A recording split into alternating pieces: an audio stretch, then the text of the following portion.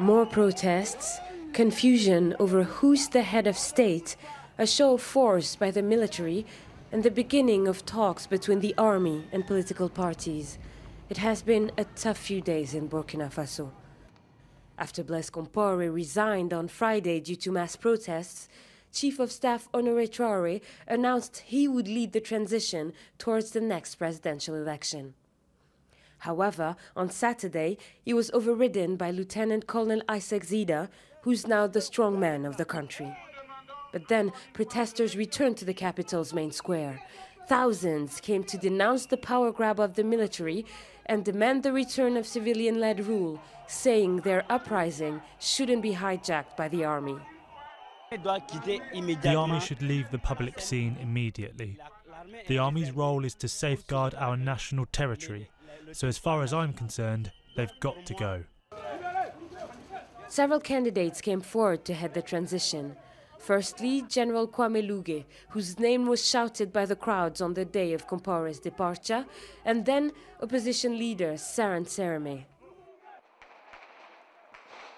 With reports of an official announcement by these candidates, the army fired shots in the air to discourage this and disperse protesters in front of the national TV station. One man is reported to have been killed in this incident. Yet, while they were quick to curtail any demonstration against their takeover, the military also pledged to start a dialogue with political leaders and civil society. At this stage, everybody should look at what's in the interest of the country. We have worked to make sure that by tomorrow or the day after tomorrow, we can have dialogue between all parties to see how this situation can be managed, so that we can go through this period without any problems. Obtenu à la suite de concertations larges, impliquant toutes les forces démocratiques. In a press conference late this afternoon, the coalition of opposition parties praised the role of the army and their will to establish a transition that would include all the political forces. Following the overthrow of one of Africa's longest-serving leaders, the process of creating a transitional government is still underway.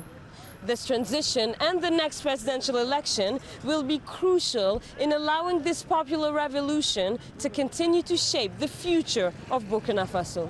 Laila Ajovi, BBC News, Ouagadougou.